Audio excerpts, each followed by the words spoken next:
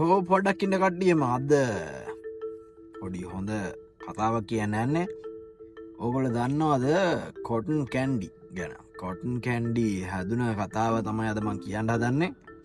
ඉතින් මේක කොටන් කැන්ඩි ප්‍රඩක්්ක හැදෙන්නේ 1997 ඇමරිකා නැශ්ල් ප්‍රාන්තය මේක හදන්න ඇත්තරම කවුද කියලා දැනගත දොගොල්ලොත් පුදුම වෙනවා.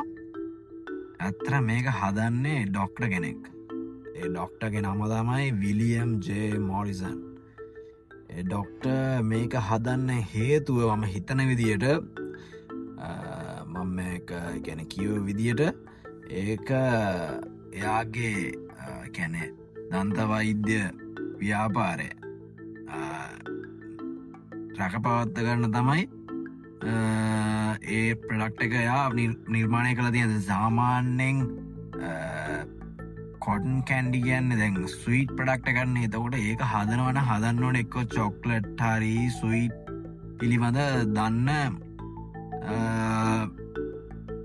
ප්‍රඩක්් හදන කවුරරි කම්පැනිය අත හදන්න ඕනේ වුණට මේ කතාව ඇත්තරම වෙනස්ම විදිහත්තම හැදෙන්නේ. ඉතින් මේ වගේ තව රසකතාවක් මේ වගේ ෆැක්ස් දැනගණ්ඩ ඕන්නම් ෆලෝ කරන්න සබස්ක්‍රයිබ් කරන්න අපිෝ. ඉතින් තැංකෝ.